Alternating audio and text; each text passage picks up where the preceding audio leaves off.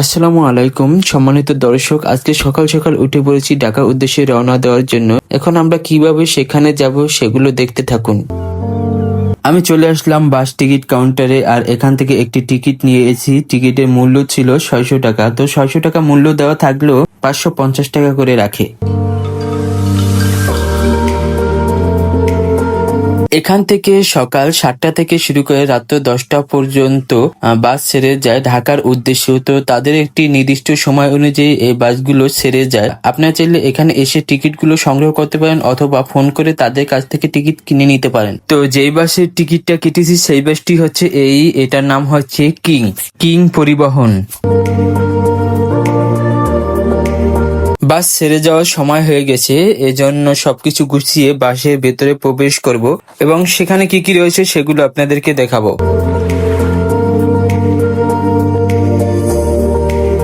আজকে সফরের সঙ্গী আমার বড় ভাই, আর আমার বড় ভাইয়ের সাথে আমি ঢাকার উদ্দেশ্যে রওনা হলাম। এটাই হচ্ছে বাসের ভেতরের দিকটা। তো ভেতরের দিকটা আপনাদের কাছে কেমন লেগেছে অবশ্যই কমেন্ট করে জানাবেন।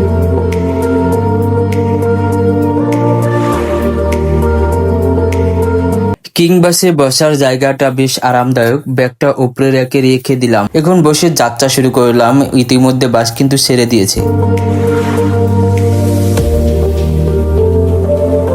রাস্তার যাত্রা শুরু হতেই মনে হলো একদম ট্যুরের ফিল। চারদিকটা ভীষণ সুন্দর লাগছে, মনে হচ্ছে যেন সবুজে ঘেরা সবকিছু।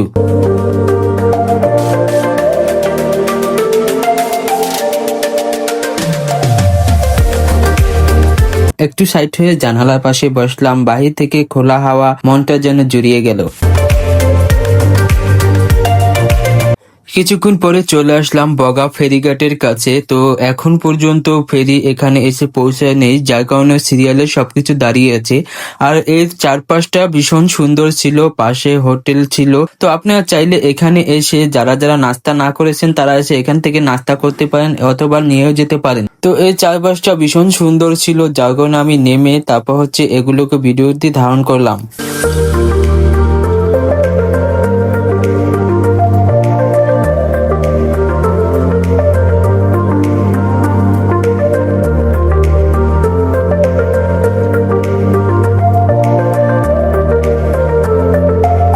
এই নদীটির জন্য বগা ব্রিজটি খুবই গুরুত্বপূর্ণ এবং প্রয়োজন। এখানে বৃষ্টি হয়ে গেলে এখানকার মানুষের আর কোনো সমস্যা হবে না। ফেরি এখন পর্যন্ত আসেনি, যার কারণে নিজেকে একটু সময় দিতেছি, এগুলো ঘুরে ঘুরে দেখতেছি, ভীষণ ভালো লাগছে।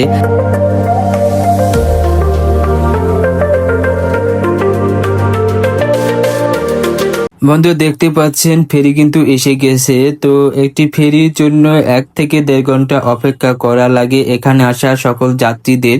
যদি এখানে সেতুটি হয়ে যায় তাহলে এই কষ্টটা আর হবে না।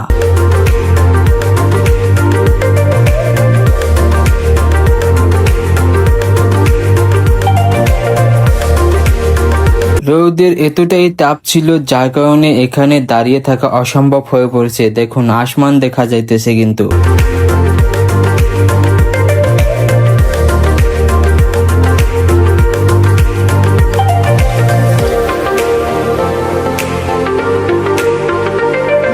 দেখে মনে হচ্ছে এখানে রেগুলার ডাব বিক্রি করে। তো গলাটা শুকিয়ে গিয়েছিল গরমে, যার কারণে ওনার থেকে একটি ডাব অর্ডার করেছিলাম খাওয়ার জন্য।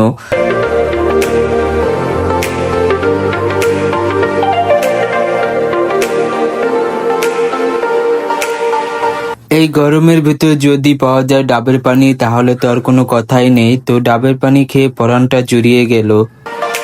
ফেরিতে করে নদী পার হওয়ার পর গাড়িতে রওনা হলাম সেই গন্তব্যের উদ্দেশ্যে। তো রাস্তাঘাট দেখুন কি সুন্দর।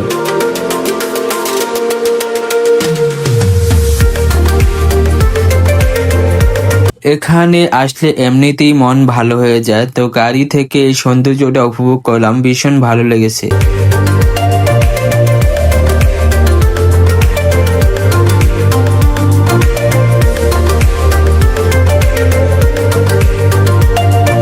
এরপর চলে আসলো এখানে গাড়িটি দাঁড় করিয়ে 15 মিনিটের বিরতি দিয়েছে। তো এই সময় আপনি চাইলে দুপুরের খাবার খেয়ে নিতে পারেন অথবা এখান থেকে শুকনো যেসব খাবারগুলো আছে এগুলো খেতে পারেন।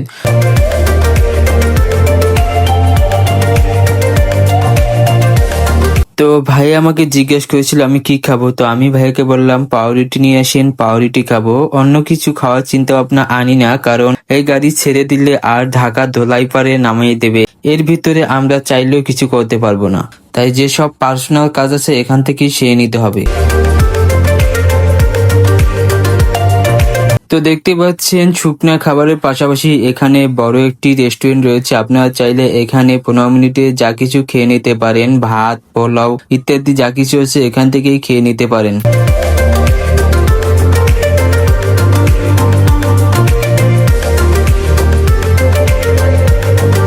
তো রেস্টুরেন্ট থেকে বের হয়ে বাহিরে আসলাম, কারণ বাহিরেও প্রচুর গরম ছিল, যার কারণে এখানে থাকা মুশকিল। তো আর কিছুক্ষণ পরেই গাড়ি ছেড়ে দেওয়া হবে।